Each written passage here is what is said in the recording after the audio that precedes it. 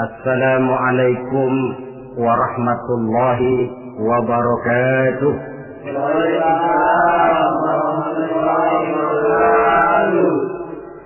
Alhamdulillah, wassalatu wassalamu ala sayyidina Rasulillah, sayyidina wa maulana Muhammad ibn Abdullah wa ala alihi wa sahbihi wa man tabi'ahu wa wala. Subhanaka la ilma lana illa ma 'allamtana innaka antal alimul hakim. La haula wa la quwwata illa billahil aliyyil azim. Amma ba'd. Saudara-saudara hadirin kaum muslimin rahimakumullah. Di bulan ini sebagian saudara-saudara kita yang mendapat panggilan Allah untuk melaksanakan ibadah haji telah mulai mempersiapkan diri untuk melaksanakan ibadah yang istimewa ini. Apa keistimewaan daripada ibadah haji? Pertama, ada ibadah yang dititik beratkan kepada kekuatan badan, yang disebut ibadah badaniyah. Misalnya puasa atau sholat. Ada pula ibadah itu yang titik beratnya adalah hati, yang disebut ibadah qalbiyah. Umpamanya zikir khafi, zikir yang tersembunyi. Dan ada juga ibadah itu yang disebut ibadah maliyah, ibadah yang titik beratnya justru kepada harta, seperti zakat, infak atau sedekah.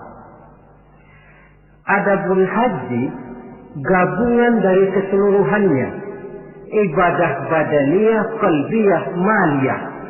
Badan ikut melaksanakan, hati turut juga, harta pun keluar. Bahkan kurang salah satu daripadanya, jelas tidak akan bisa terlaksana ibadah ini. Umpamanya badan sehat, hati pengen benar bikin uang, tidak punya, terpaksa bengong.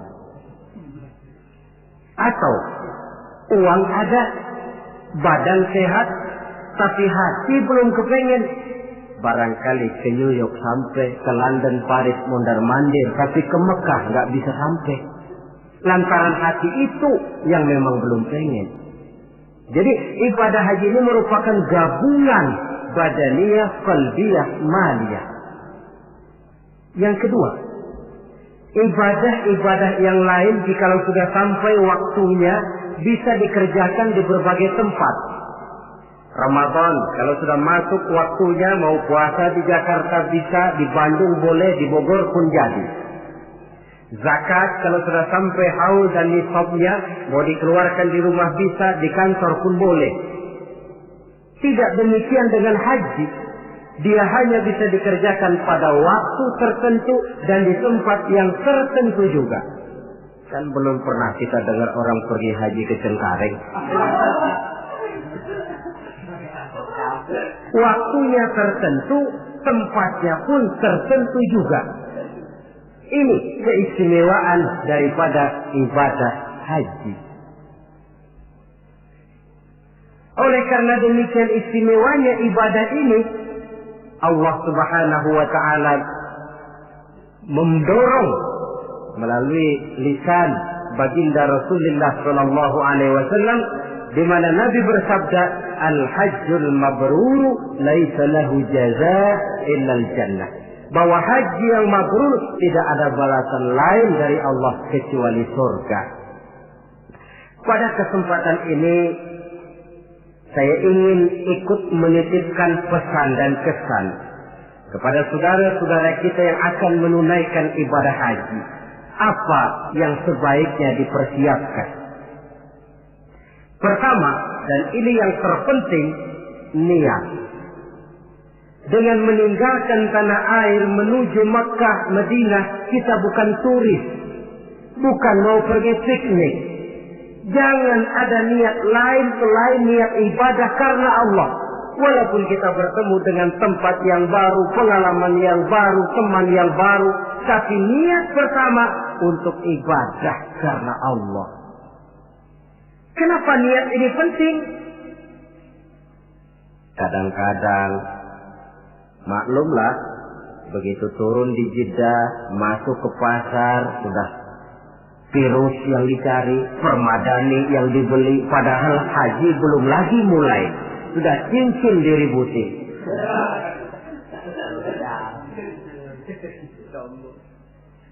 Nah, kalau niat kuat, maka dalam pelaksanaan ibadah haji nanti, jangankan bertemu dengan yang enak, bertemu dengan yang tidak enak pun akan jadi enak. Sebab apa? Maaflah saudara, kalau mau dicari kenikmatan biologis dalam ibadah haji hampir tidak ada. Tapi kenapa orang mau? Uangnya minimal 4 juta keluar, rumah dia tinggalkan, anak yang masih kecil dia tinggalkan, karena famili handai solan keluarga ditinggalkan, melintasi samudera melalui berbagai negara, sampai dia di Makkah sana berdesakan dengan jutaan manusia, tidur tidak teratur, manusianya kadang-kadang kasar, iklimnya pun buah. Tapi saya belum pernah dengar ada pergi haji. Tidak pernah pulang haji lalu ditanya, Pak Haji bagaimana di Mekah? Buat taubat lagi-lagi. Belum pernah ada. Belum pernah ada. Malahan yang sering kita dengar, bagaimana Pak Haji? Ya Allah Ustaz, pada waktu saya melakukan tawaf wida, mengucapkan selamat tinggal kepada Ka'bah, akan kembali ke kampung halaman dengan air mata berurai membasahi pipi tanpa terasa. Dikala itu batin saya menjerit, ya Allah, kapan saya bisa kembali kemari lagi? Pulang saja belum, sudah mikirin mau kembali. Apa yang dirasakan? Kebahagiaan batin karena niat kuat lantaran bisa menjawab panggilan Allah. Kalau hati bahagia, batin bahagia, penderitaan badan tidak terasa. Ini yang harus digarisbawahi. Kalau hati bahagia, penderitaan badan tidak terasa. Kita ambil contoh. Ibu kita dikala melahirkan kita, pilihan cuma 2. Kalau tidak hidup, mati. Betul apa betul?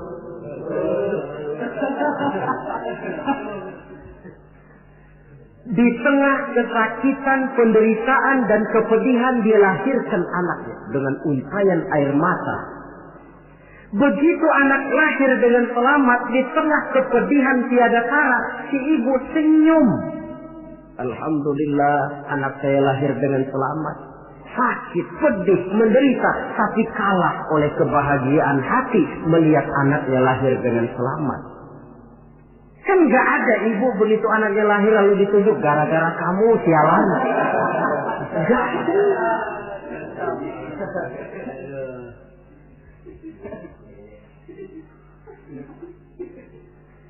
Zaman kita masih muda dulu,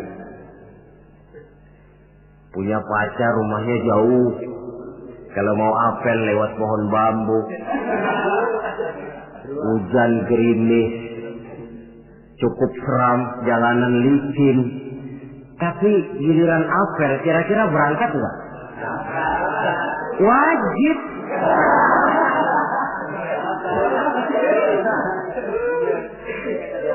Hilang rasanya itu jauh. Tidak seram lewat pohon bambu, gerimis malah menambah keindahan. Kenapa? Lantaran hati bahagia.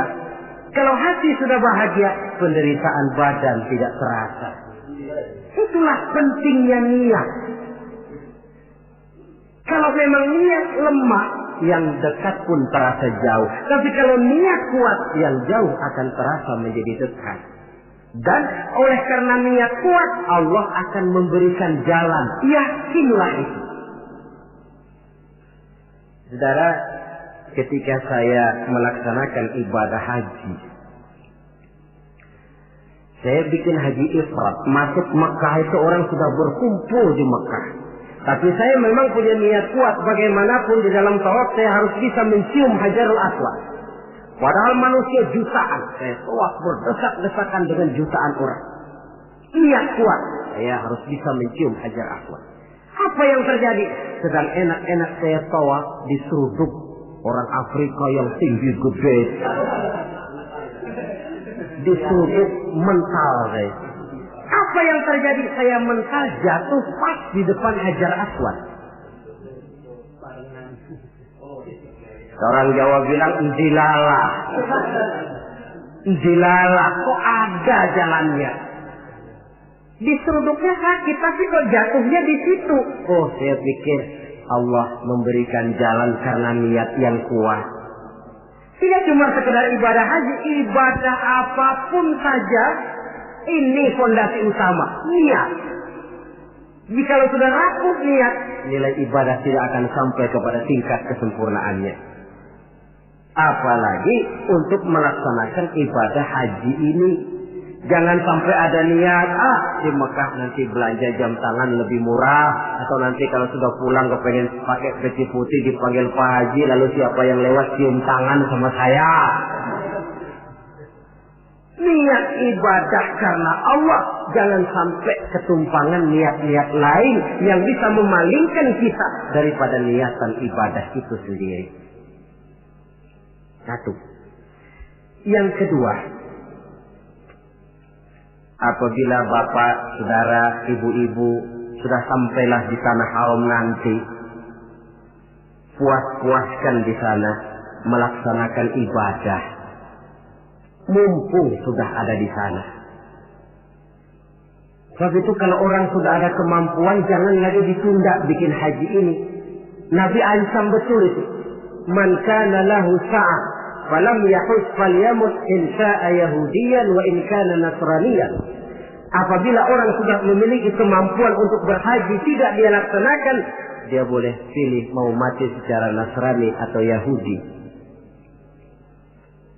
Imam Syafi'i berkata boleh juga ditunda sampai tahun depan, tapi dengan catatan. Pertama, jangan putus niat. Selalu niat bahwa tahun depan dia mau pergi haji. Yang kedua, dan ini yang berat, dia tidak boleh mati pada tahun itu.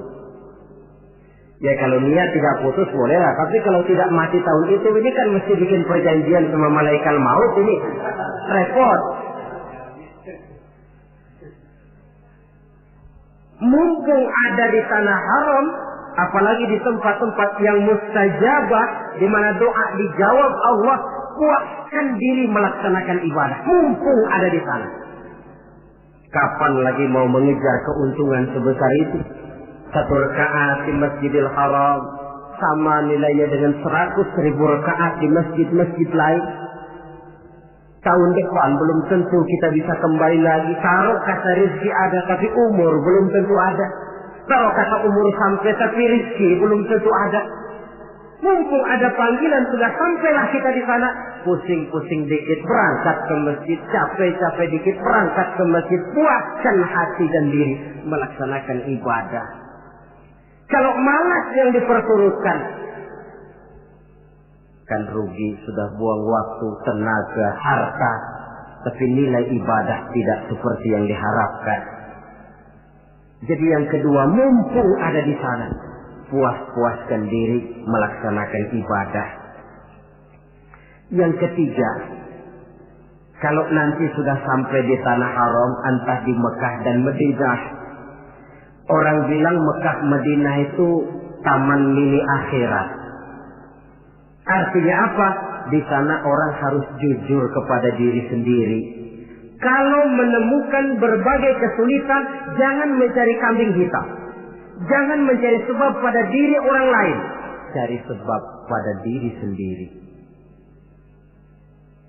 Kalau di sini kan kita bisa saja berkata, gara-gara lu sih begitu, gue jadi begini. Orang lain kita kambing hitamkan. Di sana kalimat macam itu tidak berlaku. Semua kesulitan, semua hal-hal yang tidak menyenangkan yang menimpa kita, carilah sebab di dalam diri sendiri. Itu obat yang paling mujarab. Sebab kita ke sana memang dengan pengakuan segala dosa. Seperti kata Abu Nuwas dalam syairnya, Ilahi abdukal asi ataka. Wahai Allah, hambamu yang penuh maksiat, berlumur noda dan dosa ini datang menghadapmu ya Allah, memohon ampunan dan taubat dari seluruh dosa. Kata perbuatan yang tidak terkontrol akan mendatangkan kesulitan dan obatnya tidak lain taubat. Saya punya seorang teman. Dia di sini nggak pernah kemana-mana. Begitu masuk Mekah jalan-jalan melulu. Temennya kasih tahu, Ji, jangan jalan-jalan melulu, nanti susah dicari kalau ada perlu. Nepuk dada. Anak Betawi nih nggak bakalan keder katanya. Sudah selesai dia jalan-jalan mau kembali ke rumahnya, putar-putar nggak pernah ketemu tempat dia tinggal. Sampai 2 hari. Akhirnya dia bertemu seorang syekh. Tuan syekh, bagaimana saya ini? Sudah 2 hari mau pulang nggak ketemu rumah. Nah, kamu memangnya kenapa? Dia pikir-pikir, saya juga sih, lidah ini nggak terjaga, pakai nepuk dada, nggak bakalan salah jalan lah, nggak bakalan keder lah. Nah, sana kau masuk Masjidil Haram, tawaf, sembahyang sunnah, sujud di depan Ka'bah, akui dosa dan kesalahan. Dia masuk tawaf, sholat sunnah, sujud di hadapan Allah, mengakui kesalahannya, keluar dari Masjidil Haram, kelihatan rumahnya. Itu yang saya maksud taman mini akhirat. Baik kata, baik perbuatan harus dijaga, dikontrol, jangan sampai masuk dalam apa yang dipesankan Allah. La rafasa wala fusuqa wala jidala fil hajj. Di dalam melaksanakan ibadah haji itu jangan sampai ada rafas. Rafas, kata-kata kotor, kata-kata yang bisa menimbulkan rangsangan. Fusuk, kata-kata yang keji. Atau kata-kata yang sifatnya menyesali amalan. Umpamanya, coba gua nggak pergi haji 4 juta dibeliin bajai, tinggal nungguin setoran. Ini masuk fusuk juga. Wala jidal, pertengkaran. Maklumlah suhunya panas. Dalam kondisi panas temperatur mudah naik, orang peka, sedikit tersinggung mudah marah. Lantaran air, lantaran makan, lantaran tunggu menunggu, bisa menimbulkan kemarahan. Oleh karena itu sekali lagi pesan saya yang ketiga, orang di sana harus jujur kepada diri sendiri. Jangan mencari kambing hitam kalau menemukan kesalahan, tapi carilah sebab di dalam diri kita masing-masing. Yang keempat, kalau sudah berkumpul kita dengan jutaan umat Islam di Mekah, di Madinah, tidak usah usil dengan amalan orang lain. Sebenarnya tidak cuma di sana, di sini pun seharusnya kita begitu. Tapi akan lebih real kalau kita lihat di sana. Kenapa? Akan macam-macam tingkah orang yang sholat itu. Ada yang sholat selesai takbir, tangannya berlenggang-lenggang saja. Ada yang sholat, malah saya pernah lihat sholat sambil gendong anak. Ada pula saya saksikan di sebelah saya betul. Dia bawa sebotol air zam-zam, dia sholat. Botol zam-zam ditaruh di sampingnya. Waktu dia lagi ruku, botolnya ketendang orang, menggelinding ke depan. Sambil ruku dia samperin tuh botol. Dia ambil, dia taruh lagi di sampingnya, dia terusin sholatnya. Apa lalu kita harus mencak-mencak sampean sholat begitu? Tidak betul. Kembalikan saja kepada ajaran Allah. Lana a'maluna walakum a'malukum. Kami akan mengerjakan amalan yang kami yakini benarnya. Tuhan pun persilakan mengamalkan amalan yang Tuhan yakini benarnya. Tidak usah usil dengan amalan orang. Ini juga seharusnya kita wujudkan dalam kehidupan di sini. Sebab apa? Maaf. Dalam proses perkembangan Islam di Indonesia, dia tidak pernah sunyi dari orang yang tidak senang melihat dia tumbuh dan berkembang dengan pesat. Orang yang tidak senang tentu berusaha bagaimana memporak-porandakan Islam ini. Menghantam Islam terang-terangan jelas tidak mungkin dan tidak berani. Kenapa? Bagaimanapun kondisinya umat Islam, bagaimanapun bodohnya umat Islam, ada satu hal yang positif. Apa itu? Fanatisme agama. Dia masih sanggup ngomong, Mas, gua emang kagak sembahyang, tapi agama gua lu acak-acak, gua bacok.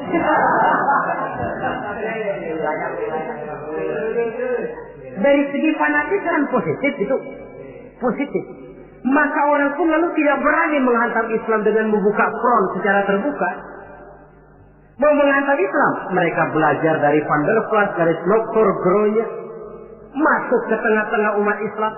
Kalau perlu pakai peci, perlu pakai sorban, nggak bisa assalamualaikum, latihan assalamualaikum. Bikinin kalau perlu merek Islam, yang mereknya Islam, tapi tujuannya bikin kacau dalam Islam. Lihatlah Islam sejati, Islam murni, paling akhir Islam jamaah, lebih akhir lagi Islam ingkar sunnah. Mereknya Islam. Tapi ini kalau sudah mengkafirkan orang yang tidak sepaham dengan dia, kan sudah mulai menimbulkan benih kekacauan. Kalau cara ini dirasakan tidak berhasil, diputar lagu lama. Apa lagu lama itu? Lagu khilafiyah. Satu pakai usolid, satu tidak, bisa RT. Satu kunut, satu tidak, bisa kampung. Satu Jumat azan sekali, satu 2 kali, bikin masjid lagi. Bukankah akan lebih baik mencari titik persamaan daripada sekedar memperbesar pola perbedaan? Apalagi kalau perbedaan itu menyangkut hal yang tidak prinsip, furu'iyah. Jika saya kalau ditanya orang, jawaban saya paling enak. Ustaz, kalau subuh pakai ulut nggak? Kalau saya pakai. Yang tidak pakai bagaimana? Yang tidak pakai, kata yang tidak pakai. Kata yang tidak pakai. Jadi pakai kunut betul? Betul, karena saya pakai kunut. Tidak pakai kunut juga betul? Betul, kata yang tidak pakai kunut. Lah, kalau yang kunut betul, yang tidak kunut betul, lalu yang salah yang mana Ustaz? Yang salah iya, yang subuh enggak sembahyang.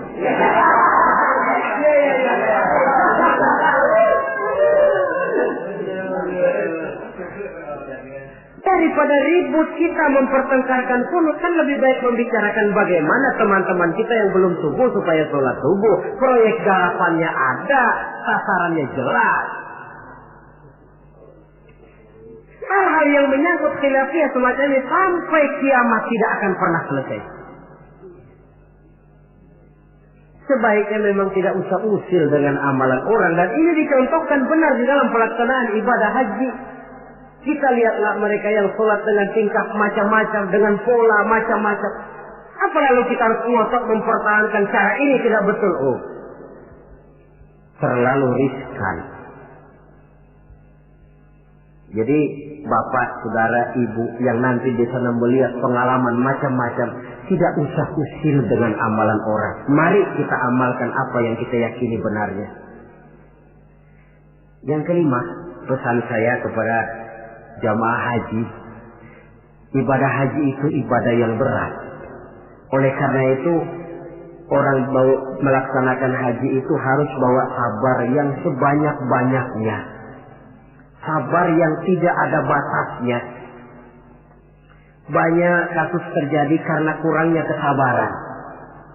Kadang-kadang sepasang suami istri, dia mau tawaf, kata suaminya, Bu, saya mau bikin tawaf sunnah. Kau tunggu saja di tiang sebelah sini, jangan kemana-mana.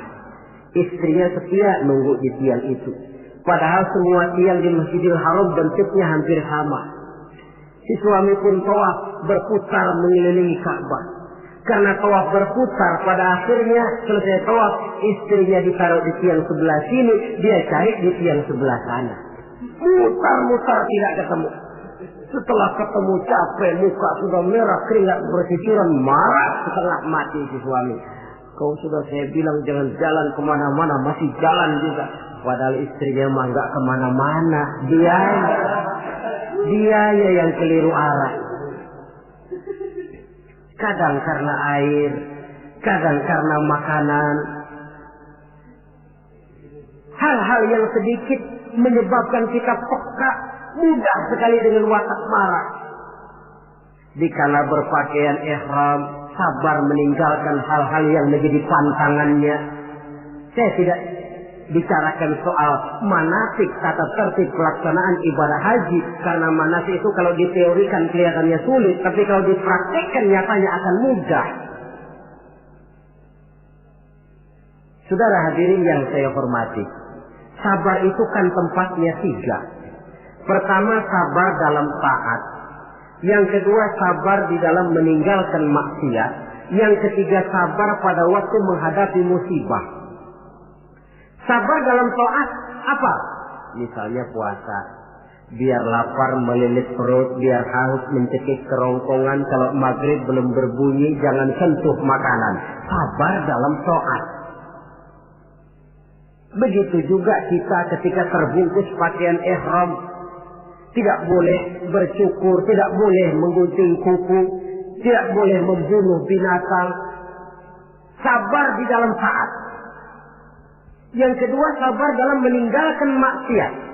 Umpamanya, kita tadinya penggemar minuman keras, taubat, meninggalkan minuman keras. Itu pun perlu kesabaran. Sebab apa? Orang macam-macam. Dia tahu kita bekas peminum, diledeklah kita. Yuk minum yuk. Alah, sekarang aja. Kemarin kan lo yang sukongin. Yang kemarin memerlukan kesabaran. Yang ketiga, sabar pada waktu menghadapi musibah, kesulitan. Apa konsepsi sabar yang hakiki dalam Islam? Sabar yang dijelaskan dalam Al-Quran ialah allazina idza asabathum musibah qalu inna lillahi wa inna ilaihi raji'un. Orang yang sabar ialah orang yang apabila terkena suatu musibah kembali kepada prinsip dasar inna lillahi wa inna ilaihi raji'un. Kami berasal dari Allah dan kami akan kembali kepada Allah. Bukan cuma pengucapannya tapi penghayatannya. Kalau suatu saat kita terkena musibah, kembali kepada konsepsi dasar inna lillahi wa inna ilaihi raji'un. Kami berasal dari Allah dan kami akan kembali kepada Allah. Bukan cuma sekedar ucapannya, tapi penghayatan kepada kalimat itu. Misalnya apa? Kalau suatu saat kita kehilangan harta, kembali kepada inna lillah. Dulu pun ketika saya hadir ke alam ini saya tidak bawa harta. Kalau sekarang hilang, inna lillah wa inna ilaihi raji'un. Kalau suatu saat kita harus melepaskan pangkat dan jabatan yang kita cintai, kembali kepada konsep inna lillah. Dulu pun ketika lahir ke alam ini tidak ada pangkat dan jabatan yang saya bawa. Kita kadang-kadang dapat musibah, ditinggal mati, sedih, innalillahinya tidak mau berhenti dari mulutnya, tapi nangisnya pun juga tidak mau berhenti juga. Penghayatan kepada kalimat itu yang berkurang.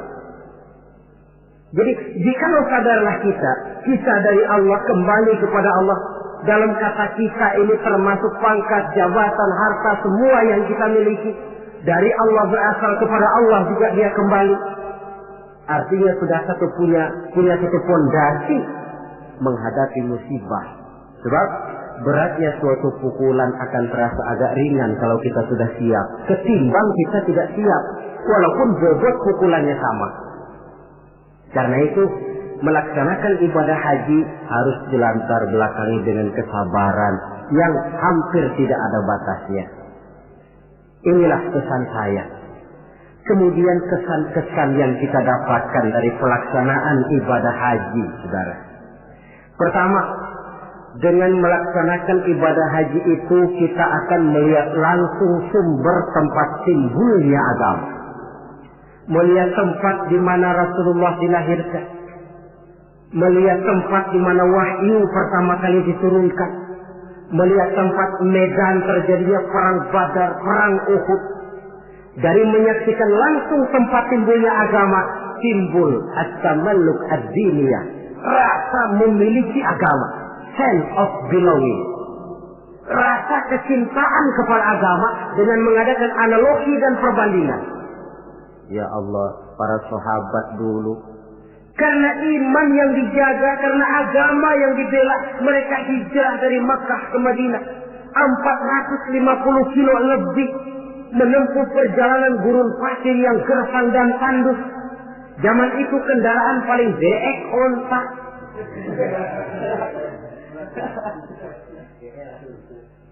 Untuk menegakkan akidah, melaksanakan syariat, mereka harus perang. Kita ini melaksanakan agama ibarat nasi mas tinggal nyuap. Rasul, para sahabat, generasi kemudian yang berjuang dengan untayan air mata, cucuran keringat, bahkan aliran darah. Apakah nasi yang tinggal nyuap ini masih harus tumpah ke tanah? Alangkah sayangnya melihat langsung sumber tempat timbulnya agama. Ada rasa kebanggaan, ada rasa tanggung jawab. Yang kedua kesan saya, orang bilang ibadah haji itu katanya Kongres Umat Islam Internasional.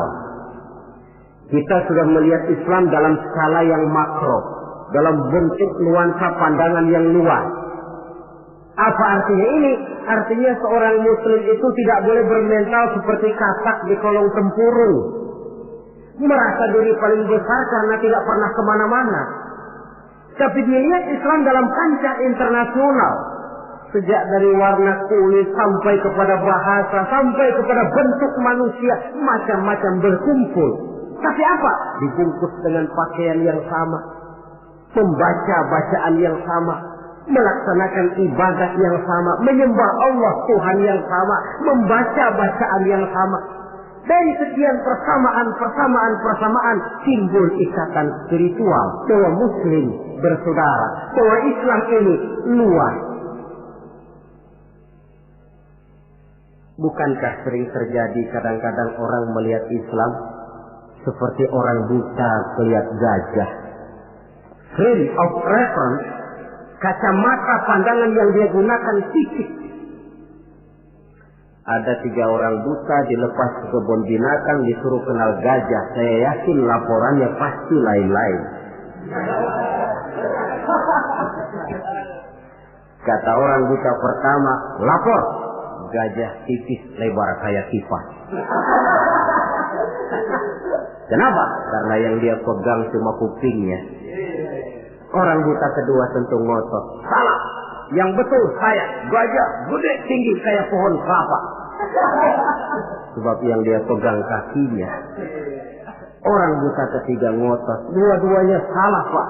Yang paling betul mah saya. Kalau gajah mah Pak, kecil panjang kayak ular. Sebab yang dia pegang ekornya. Salahkah mereka? Tidak salah. Cuma datanya kurang lengkap.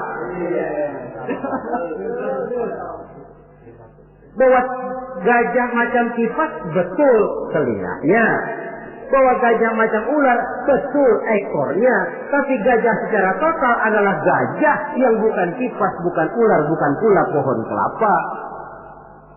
Ini yang fisik dan tidak menjadi, kadang-kadang baru kenal kuping gajah, kemana-mana sudah pidato. Saudara-saudara, gajah tipis lebar kayak kipas. Diundang lagi ke tempat sebelah sana, begitu lagi pidatonya.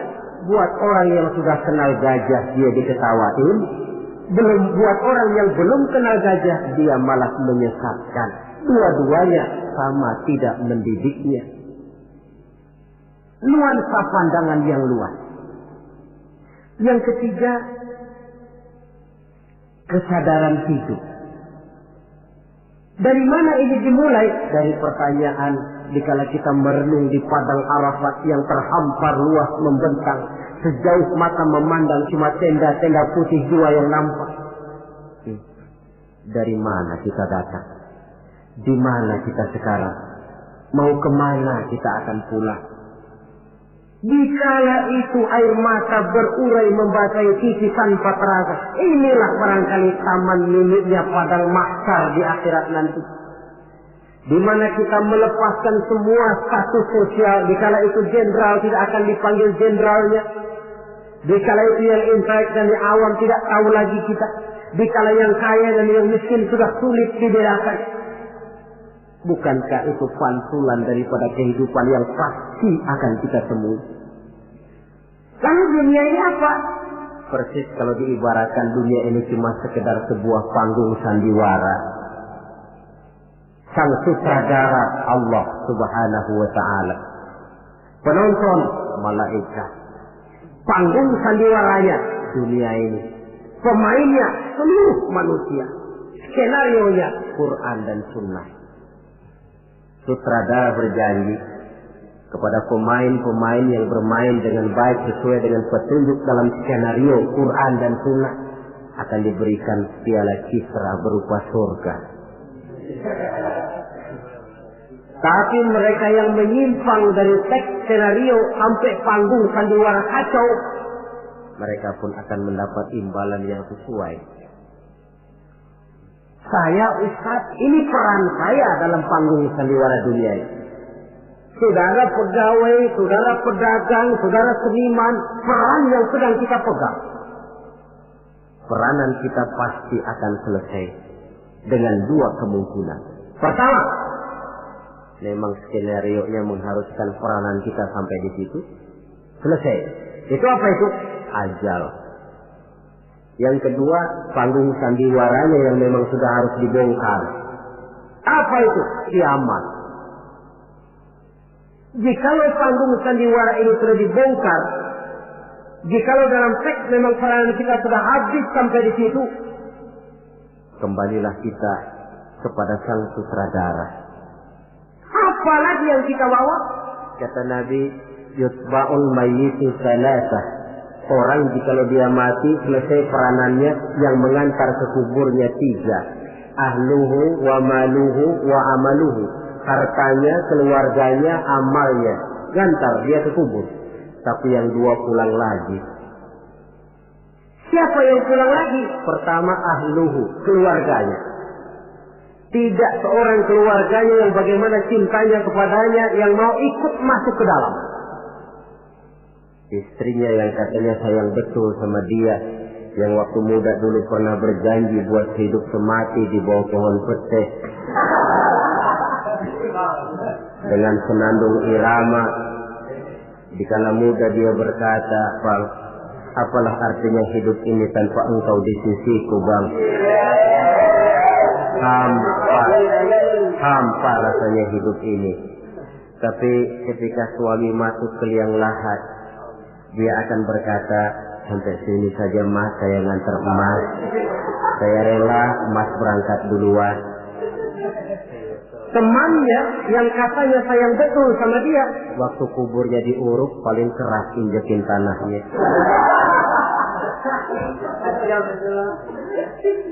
Mungkin ratusan mobil pelawat mengantar ke kubur, dilepas dengan pasukan kawal kehormatan, turun ke liang lahat dengan tembakan salvo 21 kali, 5 truk karangan bunga duka cita. Bila selesailah upacara pemakaman, selesailah yang selesai, tinggallah yang tinggal. Pasukan kawal kehormatan akan kembali ke asrama. Untayan bunga duka cita yang 5 truk akan jadi onggokan sampah. Tembakan salvo yang 21 kali tidak akan sempat membuat Munkar Nakir jadi mundur. Pada dikira kalau sudah ada salvo lalu Munkar Nakir pikir, gua kagak jadi tanya dah.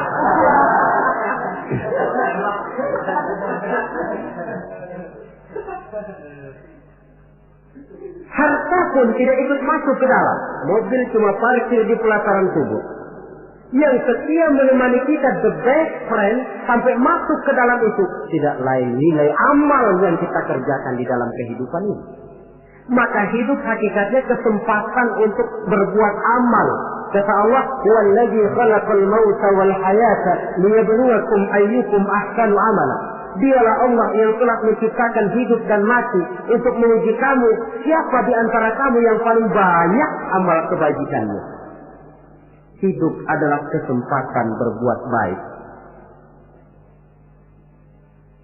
Nah, status sosial Di padang Arafat saja sudah tidak berlaku. Pernah terjadi seorang jenderal, dia sedang mencium Hajar Aswad karena terlalu lama kepalanya ditarik orang Badu yang hitam itu. Dia marah mau dipukul si Badu. Sabar Pak. Ini orang kurang ajar Ustaz. Saya kan jenderal. Saya belum pernah digitukan orang. Iya, jenderal kan di negara kita Pak. Di sini kan Ka'bah. Jenderal nggak laku di sini. Di sini ini kita harus jujur kepada diri sendiri. Kalau kepala kita diangkat orang, barangkali kita di sana sering ngeplakin kepala orang. Oh ya, terbuka saja. Memang kita kemarin ini mau membersihkan diri, ibarat baju. Kita datang bawa baju kotor, berharap pulang mau bawa baju bersih yang bisa disimpan dalam lemari. Tentu saja baju itu mesti dicuci. Dicuci artinya disabuni, digilas, dijemur, diteriska. Wajar menemui kesulitan-kesulitan untuk pemutihan pribadi yang telah dilumuri oleh dosa dan kesalahan. Saudara hadirin, luasnya nuansa pandangan menyebabkan kita tidak berpikir secara fisik, tapi mampu melihat persoalan dari sudutnya yang luas. Itu yang saya rasakan di dalam pelaksanaan ibadah haji. Karenanya saya pernah ke Bali, tapi tidak ada rasa kerinduan pengen ke Bali lagi. Saya pernah ke Jogja, ada orang cerita tentang Jogja, Borobudur, Parangtritis, rasanya kok biasa-biasa saja. Saya pernah ke Mekah, tapi tiap kali orang cerita Ka'bah, tiap kali orang cerita Sa'i, tiap kali orang cerita wukuf, terbayang kembali semua itu, kerinduan untuk kembali lalu menggebu-gebu. Suatu kenikmatan yang tidak bisa dilukiskan dengan kata-kata. Hanya mereka yang sudah melaksanakan yang tahu semua itu. Paling akhir, tentu sekedar kesan kita harapkan Bapak, saudara, ibu yang akan melaksanakan haji ini tidak hanya sekedar bisa pergi, tapi kembalilah ke tengah keluarga dengan selamat, dan yang paling penting membawa haji yang mabrur. Apa yang haji mabrur itu? Ukuran hakikat haji mabrur itu wallahu a'lam. Allah saja yang maha tahu. Tapi kita bisa lihat zahirnya. Bagaimana zahirnya? Apa kalau haji mabrur itu kemana-mana tidak pernah lepas peci putih? Mungkin. Apa harus selalu pakai gamis? Mungkin. Tapi itu sekedar kulit. Kulit sih bisa dibikin-bikin. Kulit penting, isi penting. Saudara dapat duren di jalanan, isi doang, kulitnya nggak ada. Kira-kira mau makan nggak? Jadi kulit penting, isi penting. Lebih penting daripada kulit adalah isi. Artinya apa? Jiwa haji. Bukan cuma sekedar pakaian haji, tapi berjiwa haji yang ditempa oleh pengalaman di Mekah, Madinah, dan di tempat-tempat bersejarah lainnya. Membekas dan membayang dalam gerak hidup kita. Kalau setelah pulang haji lebih positif daripada sebelum dia berangkat, itu tanda di antara tanda-tanda haji yang mabrur. Sebelum berangkat haji, sholatnya masih agak belang-belang. Setelah pulang haji, full, tidak ada belangnya lagi. Sebelum berangkat haji, kulitnya 17 setan. Setelah pulang haji, berubah menjadi orang yang dermawan. Itu tanda mabrur. Sebab apa? Di masyarakat haji ini barometer. Orang sering bilang, kenapa lo maghrib kok nggak ke masjid? Itu aja yang Pak Haji masih di perapatan. Pak Haji katanya. Padahal kan tidak mesti begitu. Tapi masyarakat kadang menilai itu sebagai figur. Ini yang harus kita hati-hati. Makanya tidak heran dalam komposisi rukun Islam, ibadah haji diletakkan yang kelima. Kenapa? Sabda Nabi, buniyal Islamu ala khamsin. Kalau Islam ibarat rumah, maka rumah ini didirikan di atas 5 unsur. Kita bandingkan Islam dengan rumah. Orang kalau mau bangun rumah sebelum pasang tiang, kusen, jendela, kan yang paling dulu dia bikin fondasi. Dalam bangunan Islam fondasinya apa? Asyhadu an la ilaha illallah wa asyhadu anna Muhammadar Rasulullah. Kenapa saya katakan fondasi? Saya bersaksi tidak ada Tuhan melainkan Allah. Artinya apa? artinya saya tidak akan menyembah kecuali hanya kepada Allah. Saya tidak akan minta tolong kecuali hanya kepada Allah. Saya tidak akan menggantungkan hidup kecuali hanya kepada Allah. Saya tidak akan minta rezeki kecuali hanya kepada Allah. Saya tidak akan pernah takut kecuali hanya kepada Allah. Fondasi. Kalau fondasi keropos, bangunan tidak akan tahan lama. Benar, Tuhan kamu Allah. Betul. 1 juta ya, tidak Tuhan. Ya, 2 juta, 2 juta, 10 juta enggak. Sekali Allah Tuhan saya, sampai titik darah saya yang paling penghabisan, Allah Tuhan saya. Ini fondasi yang mantap. Tapi kalau masih bisa digoncang, masih fondasi rapuh, Tuhan kamu Allah. Iya. Tunggal, Bang Jelis, kurang Yula. Ya, atur aja dah. Gimana kalau kita atur? Gimana ya? Pikir-pikir dulu. Masih pikir-pikir dulu pun merupakan ciri akan rapuhnya fondasi. Nah, kalau fondasi sudah siap, baru mulai naik pasang tiang. Dalam bangunan Islam yang jadi tiang apa? As-salat, imaduddin. Salat, tiang agama. Tiang pokok 5. Zuhur, asar, maghrib, isya, subuh. Tapi supaya bangunan ini kuat, ada tiang-tiang tambahan. Tahajud, hajat, istikharah, duha. Tiang-tiang tambahan supaya rumah kuat. Tapi jangan lupa, tiang diri di atas fondasi. Kalau fondasi miring, tiang ikut miring. Hanya orang sembahyang kan macam-macam. Ada yang harian, ada yang mingguan, ada yang tahunan. Yang harian itu ada yang mulus, ada yang belang-belang. Kalau yang belang, zuhur kena, asar out. Asar ketangkap, maghrib hilang. Maghrib kepegang, isya terbang. Ada yang mingguan, Jumat aja modal. Ngancam bener kalau sama Jumat. Ada yang tahunan, Idul Fitri sama Idul Adha. Yang tahunan itu lumayan daripada yang polos.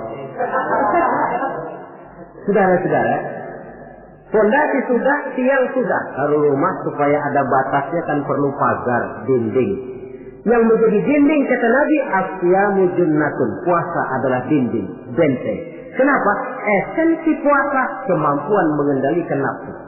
Kalau orang hidup sudah sanggup dan mampu mengendalikan nafsu, ada benteng, pagar, nggak ngacak-ngacak kebun orang. Tahu batas mana yang dia berhak dan tahu batas mana yang dia tidak punya hak. Kemampuan mengendalikan nafsu. Nah, sudah, fondasi sudah, tiang sudah, pagar sudah, rumah supaya bersihkan harus ada jendela, pintu, lubang angin, kamar mandi yang fungsinya membersihkan. Dalam agama yang fungsinya membersihkan zakat. Kalau dia zakat mal, dia bersihkan harta kita. Dia zakat fitrah, bersihkan jiwa kita. Zakat hijarah, bersihkan tanam-tanaman kita. Makanya kalau orang muslim nggak mau bayar zakat, sama juga rumah nggak pakai pintu, nggak pakai jendela, nggak pakai lubang angin, nggak ada kamar mandi, panas, lekep. Kata orang kampungnya. Anak yang kecil tuh, adik-adik kita, kalau nggak dibayarin zakat fitrahnya, panas tuh anak, sangar.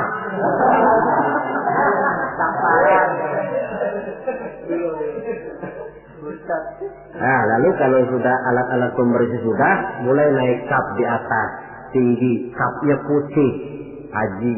Kalau kita kan masih kap hitam. Kalau sudah naik kap, biasanya rumah itu kan sudah agak adem. Artinya apa? Orang kalau sudah selesai menunaikan ibadah haji, temperamennya, jiwanya, pembawaannya lebih mapan, lebih matang, lebih dewasa, pertimbangannya lebih banyak. Kenapa? Skalanya sudah skala pasang kap. Dia sudah harus menjadi panutan di dalam kehidupannya, menaungi. Maka ibadah haji itu menaungi kepribadian orang. Di satu pihak kita ngukur-ngukur juga. Kalau kemarin saya masuk ke gedung bioskop terang-terangan, barangkali tidak begitu malu. Sekarang kan sudah haji, cukup sewa video aja dah, setel di rumah umpamanya. Dari segi memelihara kepribadian, dia sudah merupakan satu benteng. Apalagi untuk hal-hal yang merupakan aib, hal-hal yang akan menghancurkan martabat dan ketinggian orang itu sendiri. Ibadah haji lebih menaungi kepribadian seseorang. Oleh karena itu, sangat dianjurkan mereka yang sudah memiliki kemampuan untuk sampai ke sana, janganlah ditunda sampai tahun berikutnya. Orang berkata, Ustaz, saya belum bisa baca apa-apa, bagaimana? Berangkat. Soal di sana nanti membaca, kok ada mutawif, ada muzawir. Tawaf toh kita bisa membaca bukunya, paling kurang ada pembimbingnya. Daripada nunggu hafal semua, saya kira Ustaz juga jarang yang hafal bacaan-bacaan itu. Iya, kalau masih hidup. Tapi kalau sudah keburu mati itu belum sempat hafal. Contoh saja, tiap putaran tawaf memang bacaannya lain. Putaran pertama baca ini, putaran kedua baca ini. Kalau harus hafal semua kan sulit. Tapi Islam prinsipnya la yukallifullahu nafsan illa wus'aha. Allah tidak pernah memberikan beban kepada seseorang kecuali sesuai dengan batas kemampuannya. Kalau baca sama sekali tidak bisa, baca saja doa sapu jagat. Tiap putaran, Rabbana atina fid dunya hasanah wa fil akhirati hasanah wa qina azabannar. Putaran kedua, Rabbana atina fid dunya hasanah. Boleh dan sah. Watak hukum Islam ini kan elastis. Tidak kalau sudah begitu ya mesti begitu. Kaku tidak. Yang sering kaku kita umat Islam ini. Allah memerintahkan sesuatu. Kalau kemampuan melaksanakan perintah berkurang, stres perintah menurun. Sholat wajib berdiri kalau mampu. Tidak mampu berdiri, duduk sholat sembahyangnya. Kalau sembahyang duduk tidak bisa, berbaring. Kalau berbaring pun tidak sanggup, sembahyang dengan isyarat. Kalau sembahyang dengan isyarat masih tidak bisa, sembahyang dalam hati. Kalau sembahyang dalam hati tidak pula sanggup, disembayangin. Kalau dengan hati sudah tidak bisa kan sudah innalillahi namanya. Kalau kemampuan melaksanakan perintah berkurang, stres perintah juga menurun. Watak elastisitas, ya hukum Islam. Tidak kaku, tidak kalau sudah begitu ya harus begitu. Tidak. Suatu hari seorang datang melapor. Halaktu ya Rasulullah, ya Rasul, celaka saya. Ma'ahlakaka, apa yang bikin kamu celaka? Waqa'tu ala imra'ati fi Ramadan. Saya lagi puasa Ramadan, saya enggak tahan ya Rasul. Lalu saya nyelonong sama istri saya siang-siang. Nyelonong bagaimana? Ya nyelonong. Rupanya pengantin baru, tapi jujur, salah ngaku. Ya sudah, kalau memang begitu bayar dendanya. Apa ya Rasul? Bebaskan budak. Waduh, saya tidak punya budak ya Rasul. Betul. Kau puasa 2 bulan berturut-turut, tidak boleh diselang-seling. Enggak kuat ya Rasul. Enggak kuat. Betul. Yang sebulan aja nyelonong, apalagi yang 2 bulan. 2 kali nyelonong. Saya enggak kuat ya Rasul. Tidak kuat. Ah, beri makan 60 fakir miskin, 1 orang 1 mut. Ya Rasul. Apalagi jangan memberi makan 60 fakir miskin. Istri saya di rumah sehari masak, 3 hari libur. Saya orang susah ya Rasul. Lagian saya pikir ya orang kebangetan juga. Sudah melarat sama larangan kok berani gitu. Akhirnya Rasul masuk ke dalam kamar, keluar kembali membawa sekeranjang kecil kurma. Kalau kau sudah punya apa-apa, nih bawa pulang, sedekahkan kepada orang-orang miskin di kampungmu. Ya Rasulullah, apa lagi? Di kampung saya itu yang paling miskin saya. Ya Allah. Rasul tersenyum, ya sudah bawa pulang kasih makan anak istrimu di rumah. Sudah melanggar larangan, dapat kurma lagi. Elastis. Tidak, kalau sudah begitu ya mesti begitu. Tidak. La yukallifullahu nafsan illa wus'aha. Dalam ayat lain, yuridullahu bikumul yusra wa la yuridu bikumul usra. Allah menginginkan kemudahan kepadamu dan sama sekali Allah tidak menginginkan kesulitan bagi kamu.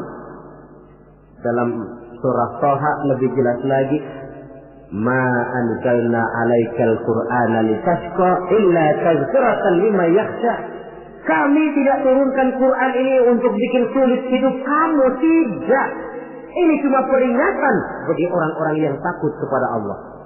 Quran, Islam, syariat yang dibawa Rasul tidak untuk menyulitkan manusia, tetapi justru untuk peringatan dan membawa manusia kepada kebahagiaan sejak dari dunia ini sampai ke akhirat nanti.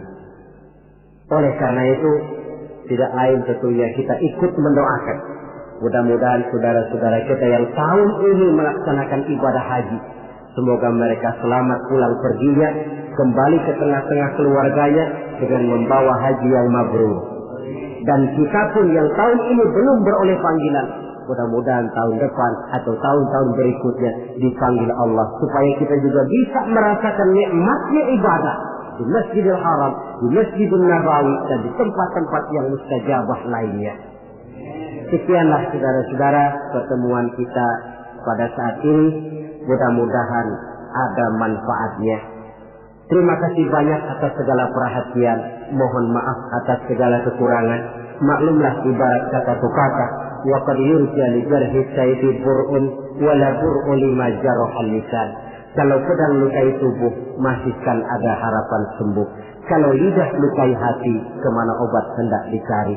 Untuk itu saya mohon maaf. Usikum wa nafsi bitaqwallah. Aqulu qawli hadza wa astaghfirullahal azim li wa lakum. Wassalamu alaikum warahmatullahi wabarakatuh.